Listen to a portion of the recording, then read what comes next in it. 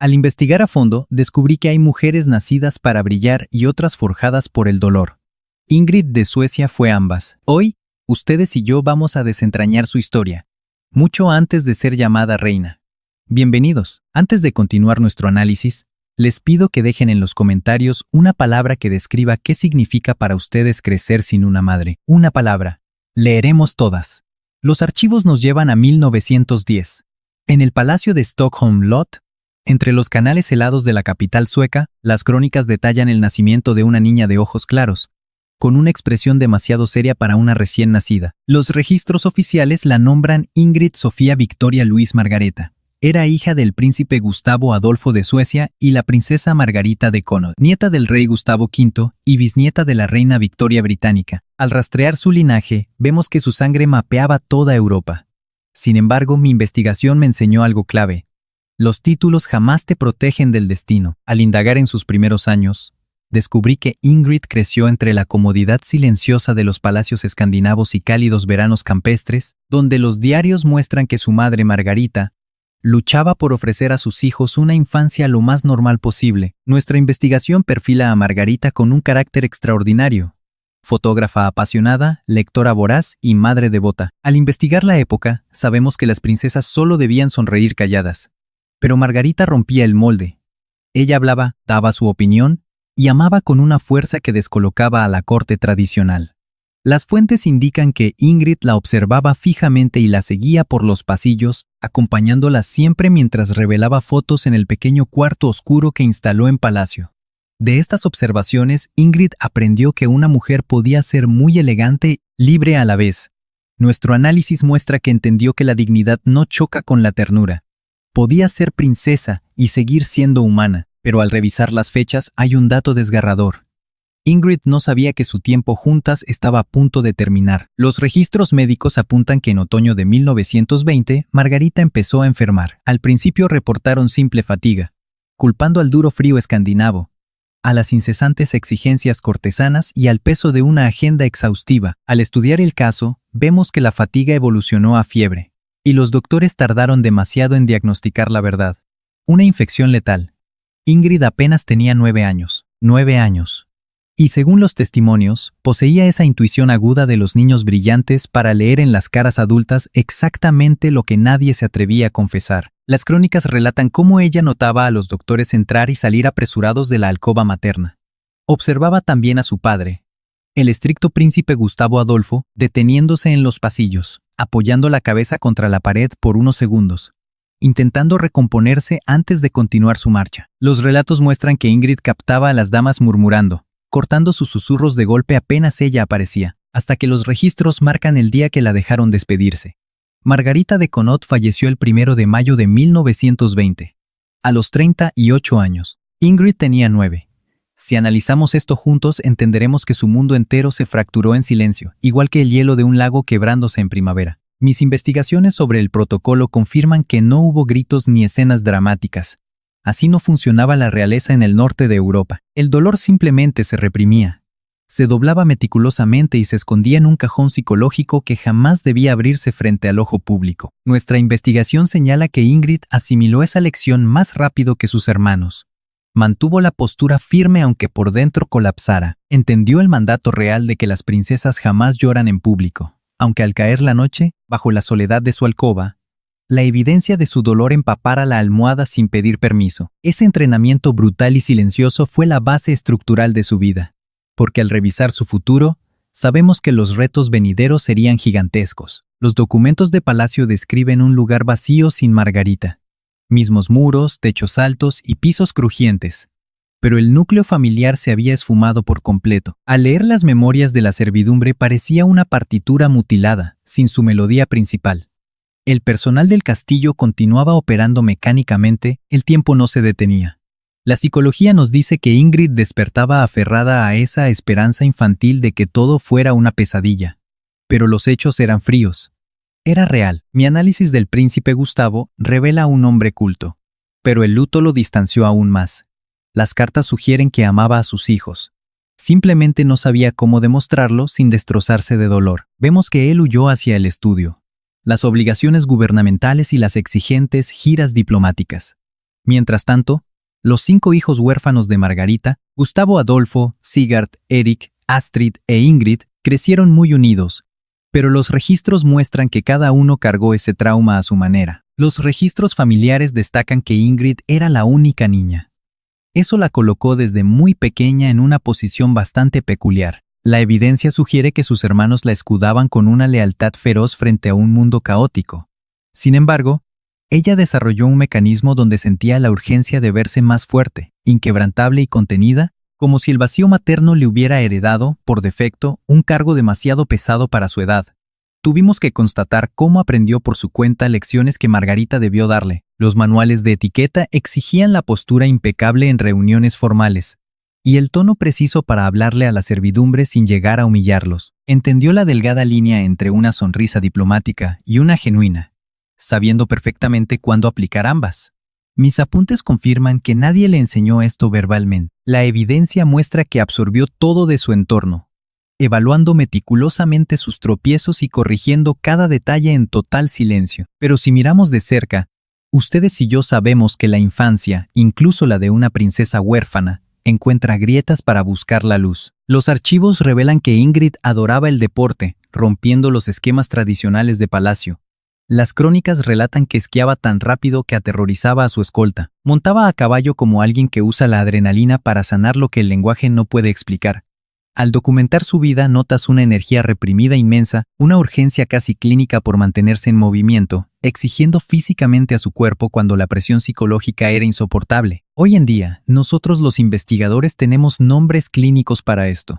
Pero en ese momento, la corte sueca solo la analizaba con admiración y desconcierto. Desafiaba por completo los cánones de su tiempo. Los registros la describen demasiado directa, física, pero de una elegancia innegable. Si revisamos los archivos juntos, veremos a una mujer innegablemente brillante y auténtica. Con el tiempo, esta aparente contradicción se convertiría en su sello histórico inconfundible. En mis notas, sus años de adolescencia parecen volar con esa rapidez engañosa que solo se nota en retrospectiva. Ingrid y sus hermanos maduraron. Y al investigar el entorno de la familia real sueca, notamos cómo cambiaba, fuertemente sacudido por tensiones políticas. Los telegramas muestran alianzas matrimoniales tejiéndose y rompiéndose como estrategias diplomáticas, bajo un rumor lejano, pero persistente de una Europa avanzando hacia un abismo impronunciable. Consta en las crónicas que, en medio de este clima, cuando Ingrid cumplió 17, su padre volvió a casarse. Los diarios de la época presentan a la nueva esposa, Louisa Mountbatten, princesa británica de raíces alemanas, una mujer cautelosa, sumamente discreta y elegante, plenamente consciente de ocupar un lugar que no le correspondía por derecho de nacimiento. Al estudiar sus cartas, vemos una relación siempre cordial, muy educada y protocolar. Sin embargo, existía entre Ingrid y su madrastra una enorme distancia que ninguna intentó jamás acortar artificialmente. Luisa definitivamente no era Margarita. Los biógrafos coinciden en que ambas lo sabían. Pero, y este dato es crucial, Luisa logró devolverle a la vida diaria de la familia una muy necesaria estabilidad, un ritmo metódico. Aportó una figura adulta que gestionaba la casa con silenciosa eficiencia.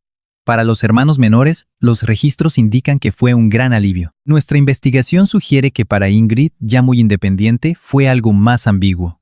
Práctico, sí, pero servía como un doloroso y constante recordatorio de la madre ausente. Sin embargo, los calendarios seguían avanzando implacables, empujando la historia hacia adelante, pues los mapas de la época apuntan a un pequeño reino asomado al Mar del Norte, lleno de un orgullo que superaba ampliamente su tamaño geográfico. Allí vivía un joven príncipe que ignoraba que su destino llevaría un nombre sueco. Los textos históricos describen a Dinamarca como un país diminuto pero imponente, una nación que dominó rutas marítimas enteras y en sus peores crisis documentó una resistencia digna que sus gigantescos vecinos jamás pudieron comprar ni extinguir por la fuerza. En ese preciso reino, dentro del palacio de Marselisborg, las fotografías muestran a un joven cargando el peso de su futura corona, con una seriedad casi abrumadora para su edad. Los registros lo identifican como Federico, el futuro Federico IX de Dinamarca.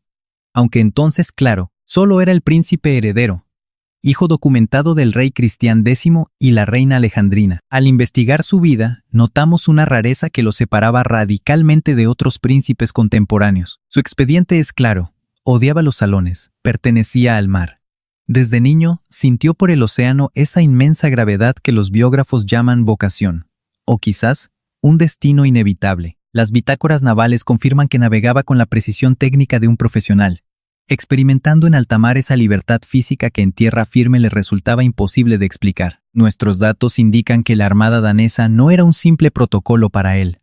Era su verdadera realidad, donde las estrictas jerarquías reales desaparecían bajo la brisa del océano. Lo vital era descifrar las tormentas y respaldar a su tripulación.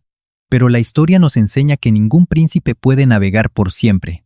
Los crudos deberes del Estado poseen una fuerza ineludible, obligando a cada heredero a enfrentar, tarde o temprano, la más antigua de las misiones documentadas: elegir una esposa. Y no cualquier mujer, sino alguien perfilada para ser reina. Analicemos juntos esto.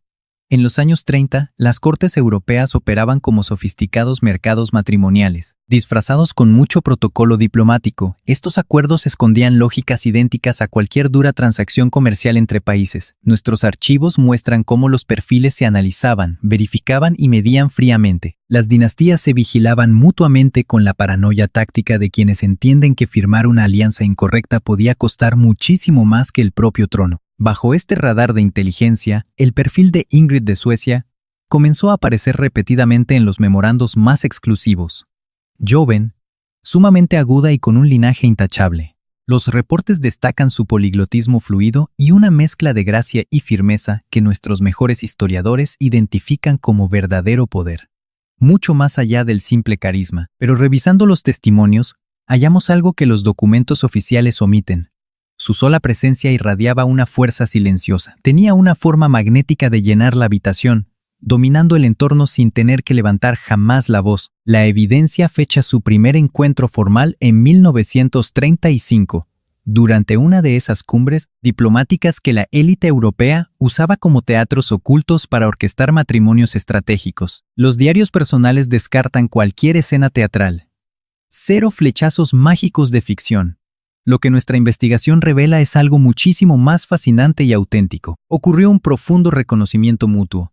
Dos figuras criadas bajo presiones abrumadoras, entrenadas desde la infancia por sus tutores para reprimir y ocultar sus emociones reales. Ambos entendían la carga histórica de sus propios apellidos. Los testigos notaron cómo se evaluaron con esa curiosidad exacta de quien encuentra un espejo de sus propias vivencias, intentando medir discretamente la profundidad de esa conexión. Los registros de sus reuniones posteriores, esparcidas durante meses, comprobaron científicamente lo que aquella inspección inicial ya sugería. Compartían lazos mucho más fuertes de lo que cualquier analista diplomático hubiese podido predecir. La obsesión documentada de Federico por navegar resonaba perfectamente con la hiperactividad de Ingrid, su pasión atlética, y ese impulso de llevar sus propios cuerpos fuera del encierro palaciego. Al estudiar su dinámica, el perfil reservado de él encajaba con la total compostura de ella, generando una misteriosa calidez.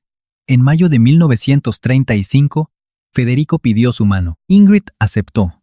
Pero al examinar la situación, sabemos que el peso político e histórico detrás de esa simple palabra, ella lo entendía muchísimo mejor que cualquier diplomático. Tú y yo vemos claro en los documentos que no desposaba a un hombre. Se casaba con toda una nación desconocida, asumiendo una pesada corona que jamás pidió, pero que nuestro análisis muestra que la historia le entregaba como un mandato absoluto, y lo afrontó exactamente como nuestros registros indican que sobrevivió desde los 9 años, con la cabeza alta, bloqueando todo su dolor en esa bóveda emocional que jamás permitió que nadie documentara. Según nuestros archivos, la boda ocurrió el 24 de mayo de 1935 en Estocolmo. Calles totalmente abarrotadas. Las fotos de la época muestran balcones repletos de flores. Las campanas competían para sonar más fuerte. Y entre toda esa euforia documentada, Ingrid de Suecia pasó a ser Ingrid de Dinamarca. Al analizar las miles de fotografías, notas que su sonrisa ocultaba muchísimo más de lo que realmente dejaba ver al mundo. Suecia la despedía y Dinamarca la esperaba.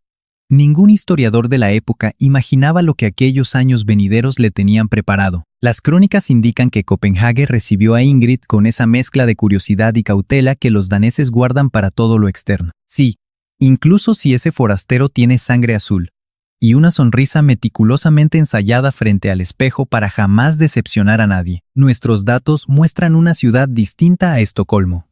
más densa, ruidosa en sus callejones, con una esencia urbana que rompía el molde de cualquier otra capital escandinava. Según sus biógrafos, Ingrid la analizó con la misma mirada clínica de su infancia. En completo silencio, tomó la firme decisión de aprender a amarla. Los expertos sabemos que amar un entorno nuevo exige voluntad antes que emoción.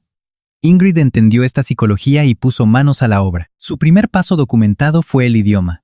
Los lingüistas saben que el danés es durísimo, especialmente si hablas sueco, pues sus engañosas similitudes son una trampa constante. Los vocablos tienen tanta similitud que te confían, pero su fonética es tan distinta que destruye esa seguridad justo cuando menos lo esperas. Las bitácoras revelan que estudió con la misma tenacidad física que usaba al esquiar o galopar. Tenía la profunda teoría de que dominar la lengua local es la única manera genuina de demostrarle a la nación que llegaste para quedarte definitivamente. La prensa de la época documentó cómo el pueblo cambió su percepción. Además, la corte danesa operaba bajo sus propios y estrictos ritmos. Existían jerarquías invisibles y manuales de conducta no escritos.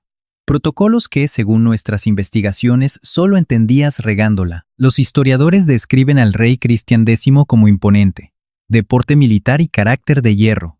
Gobernaba su territorio con una autoridad que rozaba el absolutismo total. La reina alejandrina mostraba modales suaves, pero los documentos prueban que tenía convicciones igual de inquebrantables. Ambos forjaron una monarquía con costumbres peculiares. Nuestros análisis muestran a Ingrid como una pieza novata en un sistema que llevaba décadas operando sin fallas. Manejó esta red política con una destreza que asombraría a quienes solo estudiaban su faceta pública. Tras bambalinas, las cartas confirman que era súper directa, tenía opiniones fuertes. Sabía defender su postura con una tenacidad comprobada que jamás dejaba el más mínimo margen para las dudas. Pero ante las cámaras, se transformaba en el molde perfecto que exigía la monarquía. Una estrategia brillante, nada de hipocresía. Si analizamos su pasado, veremos que desde niña comprendió que realidad y apariencias chocan. Sobrevivir en ambos mundos exige un cálculo perfecto de cuándo brillar y cuándo ocultarse. Los perfiles de Federico lo muestran como un esposo presente, hasta donde su carácter daba. Un auténtico lobo de mar, mucho más relajado navegando un buque que lidiando con diplomáticos de etiqueta. Las biografías coinciden en que la amaba con una lealtad silenciosa. Sin escenas de película, pero forjando un vínculo muchísimo más sólido y complicado de lograr. Los registros prueban que la respetaba profundamente. Y en los momentos críticos al tomar verdaderas decisiones de Estado, confiaba ciegamente en el criterio de su esposa, una actitud bastante inusual para esa década machista. Investigando, llegamos a 1936, cuando nace Margarita. Al cargar a su primogénita, un trauma psicológico que llevaba bloqueado desde aquella fatídica mañana de mayo de 1920, cuando apenas tenía 9 años y su realidad colapsó por completo. Ese dolor reprimido reventó de la nada, saltándose cualquier advertencia psicológica. Los testimonios aseguran que no soltó una lágrima. El protocolo lo prohíbe. Pero en ese cuarto, sosteniendo a la bebé, nuestra investigación apunta a que procesó físicamente algo que solo entendía en teoría. Asimiló su propia pérdida y su nueva capacidad de amar. Los archivos la perfilan como una madre rupturista, muchísimo más cálida, afectiva y presente de lo estipulado. Las fotos documentan su disposición a tirarse al piso a jugar, mandando a volar la lejanía que exigían los manuales de etiqueta. Revisando periódicos de oposición, la tachaban de excesivamente nórdica e informal. Decían que mezclaba peligrosamente los sentimientos con sus deberes oficiales. Revisando a sus defensores, concluyeron que solo intentaba no repetir esa misma frialdad que marcó su vida. Al investigar, descubres que ambos acertaban parcialmente. Sin embargo, ningún cronista entendió la verdadera obra que Ingrid construía. No encontramos manifiestos políticos ni berrinches calculados. La evidencia apunta a una motivación muchísimo más básica, y a la vez, desgarradora. Era simplemente aquella niña traumada que juró en la intimidad de su mente que jamás abandonaría a sus futuros hijos. Y vaya que cumplió. Anotamos a Benedicte poco después. Para 1946, ya contra todo pronóstico temporal, nació Ana María. Nuestra investigación arroja 3 niñas y ningún heredero varón. Constitucionalmente las mujeres no podían gobernar, desatando una verdadera bomba de tiempo dinástica de enormes proporciones. Pero acompáñenme a ver el contexto. Antes de resolver ese drama legal, la geopolítica de toda Europa había mutado de forma radical. Los libros de historia confirman que, entre los partos de Margarita y Benedicte, el orden mundial colapsó a un nivel que ningún triste manual de palacio lograría frenar. Y Dinamarca, Nuestra nación de estudio asomada al Mar del Norte presumía un orgullo patriótico excesivamente desproporcionado comparado con sus escasas dimensiones. Iba directo al hoyo negro de su línea del tiempo contemporánea. La violencia bélica irrumpió de golpe. El 9 de abril de 1940, mientras nuestra documentada Copenhague apenas abría los ojos, la Fuerza Aérea Alemana invadió los cielos. Nuestras fuentes describen cómo las tropas cruzaron la frontera sur con una táctica quirúrgica que anuló cualquier chance de armar una resistencia organizada. Los reportes confirman la ocupación total en cuestión de horas. Sabiendo que pelear terminaría en un baño de sangre estadístico, la cúpula política ejecutó la maniobra más dolorosa posible. Se sentaron a negociar, una táctica que polarizó a la sociedad por décadas. Al leer distintas bibliografías, notas que el veredicto muta drásticamente según la postura del historiador. Pero en ese tenso instante de crisis, investigando aquella mañana de abril, tú y yo notamos algo. El rey Cristian X y su gabinete solo intentaban proteger a su gente usando los pocos recursos a su alcance. Analizando los documentos, vemos que su arma principal no aparecía en los manuales tácticos. Era algo más sutil. La pura dignidad visible de la corona. Los registros históricos muestran a Cristian X rehusándose a dejar Copenhague, justo cuando otros líderes europeos huían al exilio llevándose toda esperanza. El rey danés se quedó. Cada mañana, con una exactitud que al estudiarla revela un claro acto político, cabalgaba solitario por las calles ocupadas. Los archivos visuales lo muestran sin guardias, sin medallas ni rimbombantes uniformes. Usaba la estrategia del silencio. Demostrar a su pueblo que la realeza seguía de pie.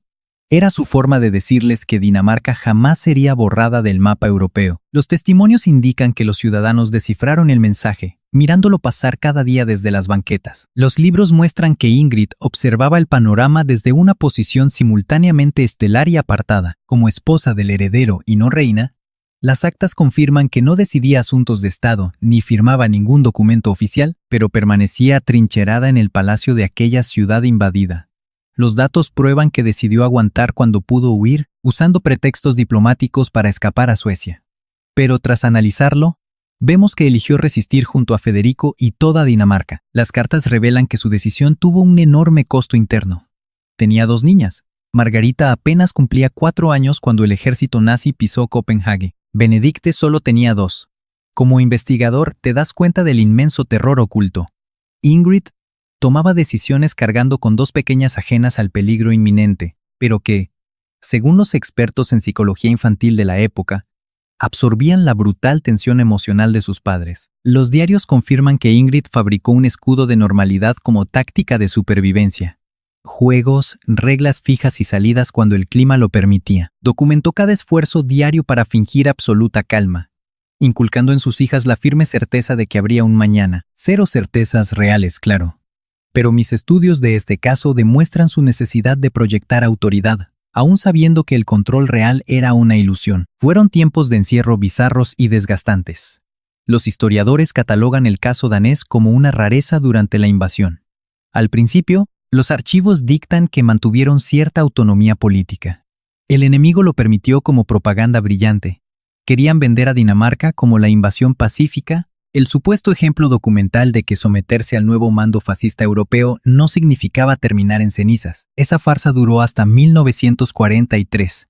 Los reportes señalan que la resistencia despertó y Alemania cortó el experimento. Y aquí llegamos a una evidencia brutal que el mundo moderno jamás podría olvidar. En septiembre del 43, los mandos nazis exigieron expulsar a todos los judíos daneses. Lo que siguió, y quiero que analicemos esto juntos, fue el episodio más extraordinario de toda la guerra. Los testimonios documentan cómo la gente común montó un mega rescate relámpago, traficando en lanchas a casi 7,000 judíos hacia Suecia. Pescadores, médicos, jóvenes universitarios y vecinos comunes. Civiles sin entrenamiento militar en su expediente, ciudadanos promedio que decretaron en conjunto, sin líderes ni órdenes impresas, que esa barbaridad no sucedería en su propio patio. Mis lecturas muestran que Ingrid absorbió este fenómeno con una pasión superior a la diplomacia. Había un misterio palpable ahí. Las crónicas del cruce marítimo nocturno para proteger inocentes hicieron eco con algo tremendamente personal dentro de su propia psicología. La teoría comprobada de que el peso de una nación no recae en sus triunfos militares, sino en su humanidad cuando nadie los vigila.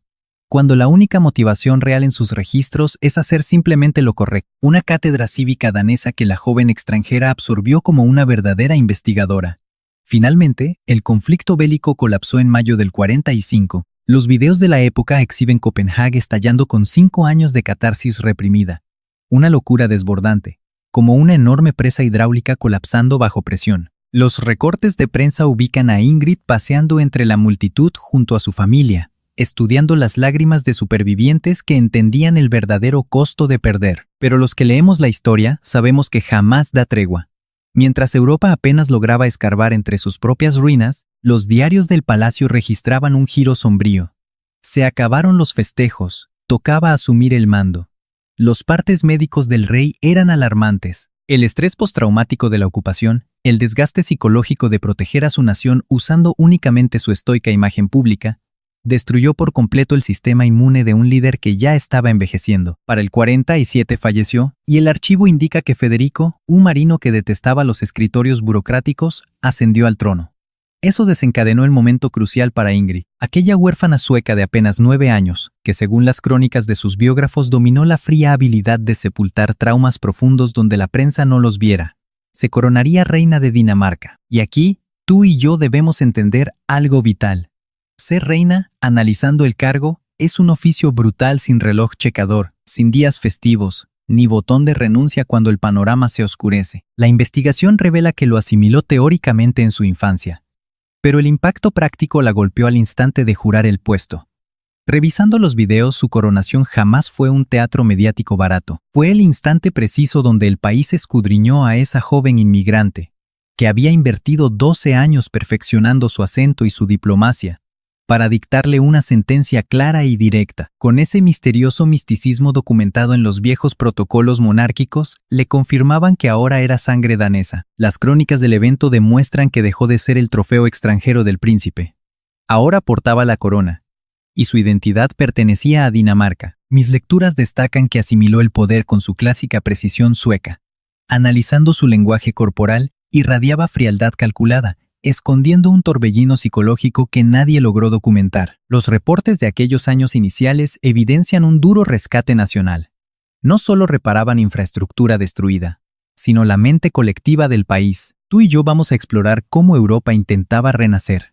Tras 6 largos años de ser un campo de masacres y un auténtico laboratorio del horror puro. En mis archivos veo a Dinamarca. Menos escombros que sus vecinos, sí, pero sangrando por las mismas fracturas invisibles que te deja sobrevivir a una brutal ocupación. El país urgía recuperar su pulso, su voz y ese orgullo nacional, pero sin atreverse a borrar los oscuros traumas que los registros históricos aún nos muestran. Investigando a Ingrid, notas que supo de inmediato que su rol no sería político. Los documentos de la Constitución danesa eran muy claros en ese aspecto. El monarca reinaba, jamás gobernaba. El gobierno electo mandaba. Sin embargo, al analizar la historia, descubres una grieta gigante entre las leyes escritas y el poder verdadero. Justo en ese hueco, una reina brillante operaba mejor que cualquier político. Esa herramienta secreta se llamaba tener presencia. Se trataba de ser un símbolo. Representar, según mis notas, una fuerza que aplasta las divisiones partidistas y las simples agendas de turno. Los registros muestran que ahí Ingrid era letal. Recorría cada rincón con un ritmo que rompía el protocolo para volverse profundamente humano. Las crónicas detallan sus paradas en clínicas, escuelas, fríos puertos pesqueros y granjas lejanas en Jutlandia. Conversaba usando esa franqueza nórdica que perfeccionó de niña. Para mi asombro, los daneses la sentían suya, pese a que Ingrid nació sueca. Ella de verdad escuchaba, grababa nombres en su mente. Según los testigos, preguntaba por los niños de familias que había visto varios años atrás. Nadie puede actuar ese nivel de empatía o atención. Al estudiar su perfil, te das cuenta. O naces con eso, o no. Ella lo dominaba, pero aquí tú y yo debemos mirar más de cerca. La verdadera batalla que consumió su energía no estaba en las calles, sino dentro del propio palacio. Hablo de la gran crisis dinástica que estalló apenas nació su tercera niña. 3 mujeres, ni un solo niño. Y los textos legales prohibían rotundamente que una mujer heredara la antigua corona danesa. En cualquier otra dinastía que he investigado, Esto habría desatado guerras internas y fríos reclamos en los pasillos. Esa misma presión tóxica que las cortes de Europa lanzaban contra las reinas por no parir al dichoso heredero varón. Mis fuentes indican que Ingrid y Federico sí sentían el ataque de los políticos más rígidos. Sin embargo, ese veneno jamás logró cruzar las puertas de su propio matrimonio. Federico jamás la señaló, pues no había crimen. Al revisar sus cartas, notas que en lugar de hincarse ante una regla arcaica e injusta, ambos armaron un plan para destruirla. El movimiento para modificar la Constitución fue tenso y oculto. Ingrid no dio la cara. Sabemos que una reina jamás arma revueltas políticas a la luz del día, pero mis pesquisas confirman que ella movía los hilos desde las sombras, alimentando la fe de que sus niñas merecían exactamente el mismo poder que un varón. Ella impidió que el tema terminara enterrado en los viejos cajones de esos secretos que los ministros preferían callar. Para 1953, los diarios anunciaron que el Parlamento cedió. Las mujeres por fin podían coronarse a falta de un hijo hombre. Un cambio brutal para una nación controlada por hombres durante siglos. Esto nos dejaba claro que la joven Margarita, esa bebé que nació en 1936 y que ya era una adolescente de 13 años, se volvía la dueña absoluta del futuro danés.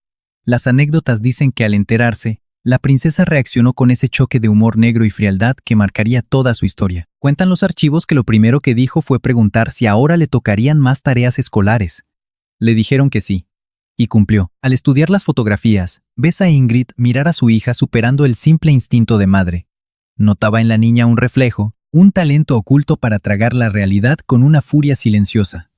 Una mente brillante que clamaba por oxígeno para poder actuar libremente, pero capaz de frenarse si el juego lo exigía. Para mí como investigador, queda claro que veía su propia obra maestra, la huella más profunda e imborrable que alguien hereda, porque revisando su pasado, Ingrid entendía el peso brutal de crecer observando a mamá. Aprendiendo las reglas de supervivencia sin usar una sola frase. ¿Cómo sobrevives siendo mujer cuando te clavan una corona pesada en la frente y además te exigen que luzca como un simple juego? Los 50 significaron para la nación una sanación calculada.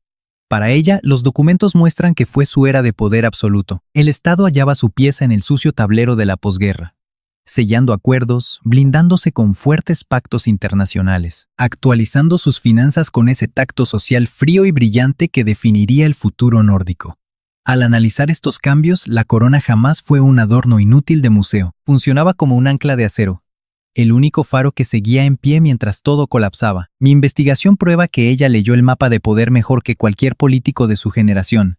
Sabía jugar sus cartas. En el mundo moderno, el linaje no te salva. Descubres que la lealtad de la gente se pelea en la calle, minuto a minuto, en cada cámara encendida, en cada movimiento calculado sobre qué causas respaldar y cuáles destruir. Cada vez que los ciudadanos alzaban la vista para juzgar si los reyes merecían su confianza. Y te aseguro que ella conquistó ese respeto usando el único método que jamás falla en la historia, matándose a trabajar. Sus diarios muestran horarios brutales. Apoyar museos o clínicas no era un truco para salir bien en la foto, eran misiones reales con auditorías intensas. Llegaba a los cortes de listón, sí, pero meses más tarde exigía ver resultados de lo que había financiado. Esa vigilancia feroz forjaba un lazo brutal con líderes y ciudadanos. Algo oscuro y poderoso, rompiendo por completo las reglas de cualquier protocolo. Sin embargo, lo que tú y yo hemos descubierto al final de sus archivos es su verdadera pasión oculta. El intenso impulso al arte contemporáneo. Revisando los archivos, tú y yo notaremos algo fascinante. Ingrid no solo heredó de su madre el amor por la fotografía, ella forjó su propio camino visual. Mis registros indican que respaldaba a creadores daneses jóvenes cuando el arte nórdico buscaba identidad en Europa. Adquiría piezas clave y abría las colecciones reales al pueblo. Los historiadores sabemos que esto era rarísimo en esa época. Ella consideraba que el arte jamás era un lujo, sino pura necesidad. En mis apuntes destaco su filosofía. Un país que ignora a sus artistas pierde su alma. Sus hijas absorbieron todo ese entorno. Indagando sobre Margarita, la heredera, descubrí que forjó una vocación artística increíble para toda su vida. Terminó siendo una pintora e ilustradora famosa fuera de Dinamarca. Por otro lado, la documentación describe a Benedicte como alguien de carácter muy sereno y convicciones inquebrantables. Y sobre Ana María, la menor, veo que creció con esa elegancia innata que definía a las mujeres de la dinastía. Las tres se formaron en una escuela invisible, Una disciplina que Ingrid diseñó sin ponerle nombre oficial era la Academia del Estar Presente, de ver el trabajo como respeto absoluto hacia los demás y hacia uno mismo. Las biografías relatan que Federico miraba esto con la calma de quien tuvo la inteligencia de elegir bien y la madurez para admitirlo. Al analizar su reinado, no hallamos grandes dramas históricos. Fue sólido y muy respetado. Pero oculto detrás de toda esa firmeza oficial, detrás de la devoción pública que Federico IX logró ganar durante sus 25 años en el trono, mis investigaciones revelan que siempre estuvo ahí, moviendo los hilos en primero o segundo plano. Ingrid, pero ojo, la historia oficial siempre miente un poco. Documenté momentos de mucha tensión bajo esa calma aparente, conflictos realmente oscuros y complejos. Revisar cómo arreglaron las bodas de sus hijas lo comprueba. No fue nada sencillo. Los registros muestran que Benedicte se casó con Ricardo de Sayn-Wittgenstein-Berleburg, un aristócrata alemán. Casarla con un alemán a 20 años de la ocupación exigió un tacto político tremendo. Las crónicas la ignoran, pero cruzando datos, descubrí que Ingrid manejó todo magistralmente desde las sombras. Ana María se coronó reina griega junto a Constantino II. Leyendo los recortes de la época parecía magia pura. Pero en mis notas veo que, años más tarde, todo se pudrió. Fue una tragedia de exilio y dolor.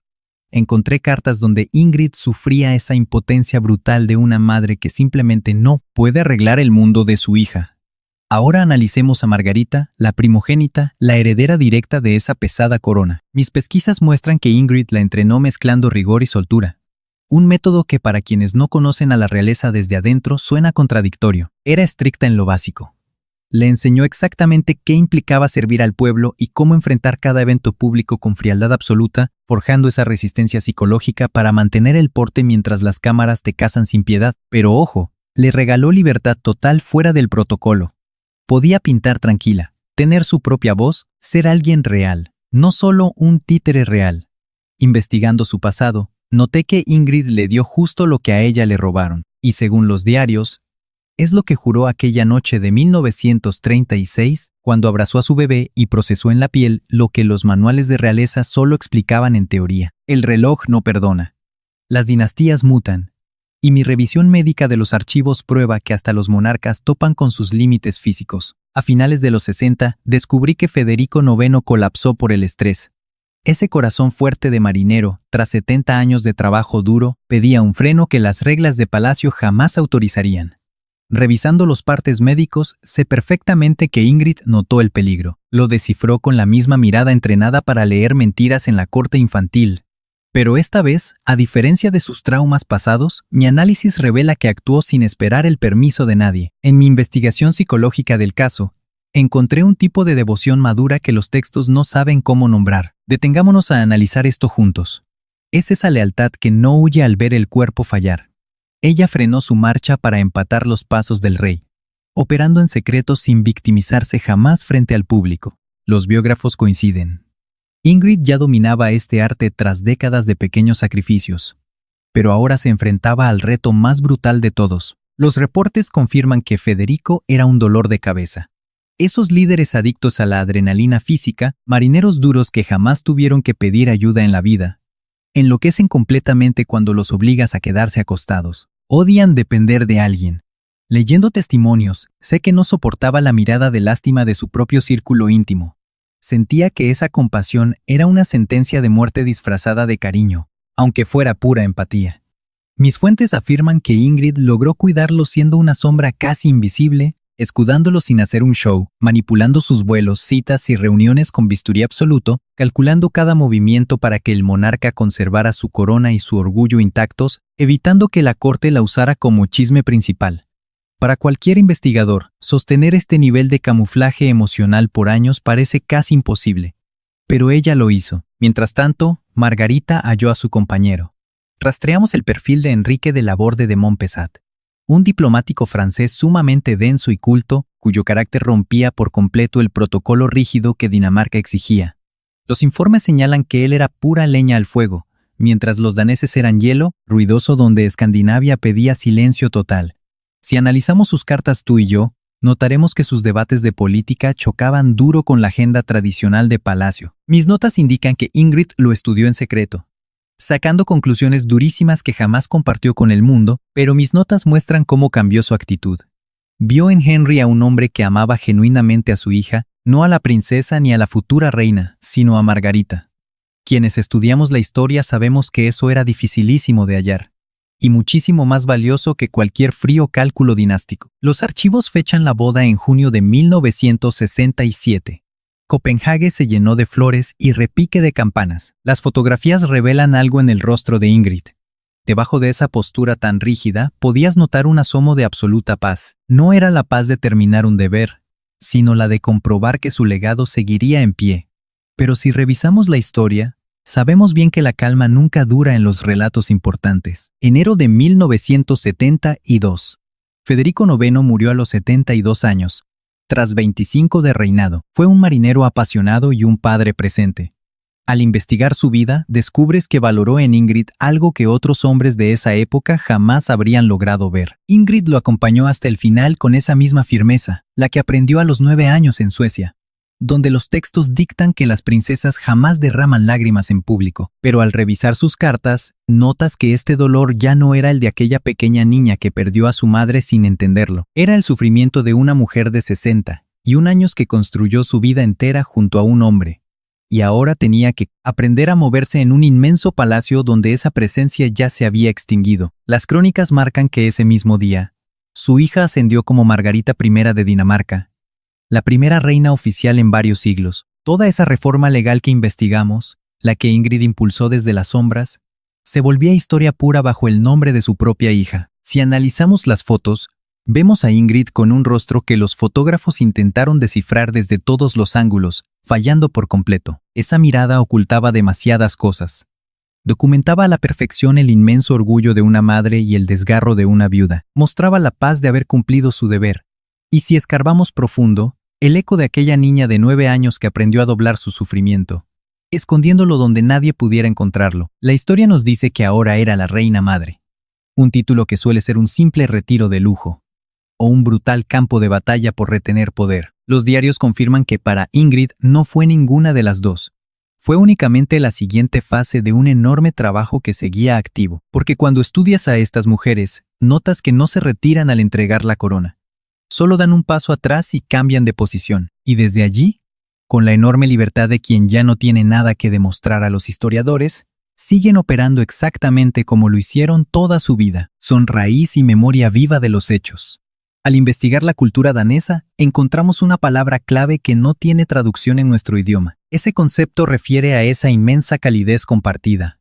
El bienestar profundo de estar junto a quienes importan en un sitio seguro. No se trata de una felicidad explosiva ni espectacular, los sociólogos la definen como algo más duradero.